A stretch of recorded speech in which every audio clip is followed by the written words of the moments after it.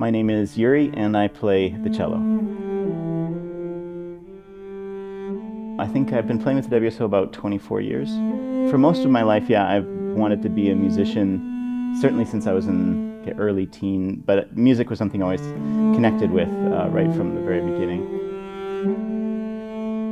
More recently, though, I'm going in different paths, kind of an unexpected path into pastoral ministry, actually. So I'm going to serve as a pastor here in Winnipeg as well. I mean, I think they played off one another quite a lot. I mean, faith and the arts, they ask the same kinds of questions, like what is life about?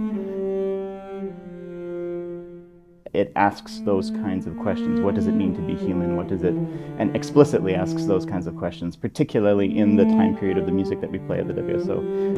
Those questions were front and center for artists and philosophers and academics all over Europe. But that was what composers, particularly, and musicians in the 19th century were struggling to articulate.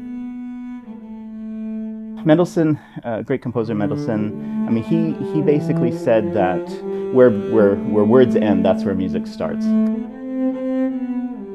Poetry is a lot more efficient than prose, of course, but it would take a poet many more words than it would take a musician to articulate that same kind of quality in a couple of notes.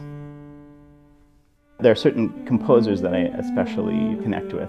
Bach would be one of those composers that I really connect with. Beethoven really ramped up and started very explicitly asking questions about what life is about. And sometimes he would even write at the beginning or in the midst of his score questions, like written questions like why, or I'm writing this when I'm recovering from an illness, or that kind of thing. Beethoven was one who absolutely kind of started the ball rolling really, or got the ball more rolling than it was even before, in terms of connecting the questions that we ask and the way that we live our everyday life and expressing all that in music.